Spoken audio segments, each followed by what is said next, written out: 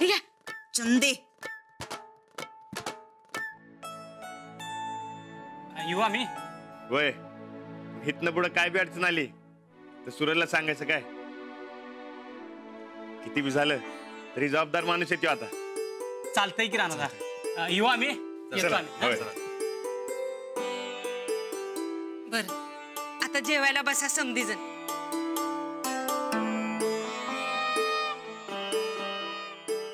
राणा तू शानच बदवलं वाडीची अरे बाकी सगळीकडे उसदर आंदोलन पेटलं असताना राणादानं लई समजूतदारपणा दावला बघ आणि आता कसं सगळं असं एक नंबर झालंय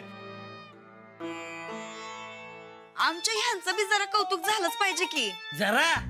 अहो लय करायला पाहिजे कुठलं बोलत माहिती सनिता एक नंबर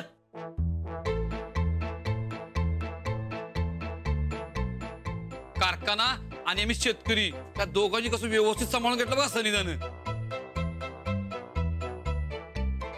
आणि बाकी कोणी काय बी म्हणा वहिनी नसत्या तर काय खरं नव्हतं बघ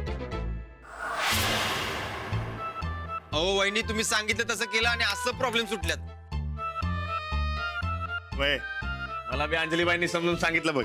बरं बरं बास आता चला जेवायला जाऊयात आपण वय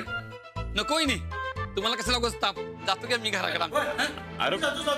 अरे जेवा की तू कुठे चालला अरे गप चल जेवायला अरे चल म्हणलं ना चल राणा मी काय म्हणतो आपण एक नाही कारखान्यामध्ये अजूनही काहीतरी आयडिया करूया हा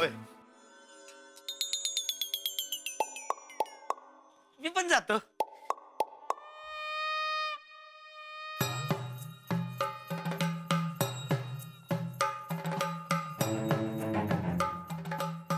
मास्तरडीच्या हातात काय जादूची कांडी आहे का काय तेच कळणं झालंय सारखं हीच कस काय विजयी होत्या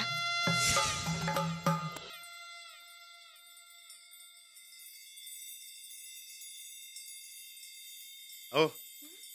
लय जादू आहे तुमच्याकडे जादू वय जादूच की म्हणजे किती बी काय बी अडचण असू द्या तुम्ही लय भारी पद्धतीने सोडता बघा जे बी करता लय चांगलं करता आता हेच घ्या की माझ्या आणि सूरज मधला वाद किती सोप्या पद्धतीने सोडता तुम्ही मी फक्त प्रामाणिकपणे मला जे योग्य वाटतं ते समजावून सांगते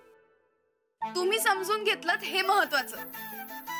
समोरचा माणूस जर का समजून घेणारा असेल ना तर सगळं छान होतं तुमच्यासारखं समजून सांगितलं की समजणारच की तुमच्यासारखे छान पद्धतीनं समजावून घेणारे असतात ना म्हणून सगळं छान होतं खरं सांगू काय मला लई टेन्शन आलतो म्हणजे ते कात्रीमध्ये सापडल्यागत झालं होतं मला एकीकडे सूरज दुसरीकडे शेतकरी म्हणजे दोघांचं बी म्हणणं बरोबर होतं मग कुणाची बाजू घ्यायची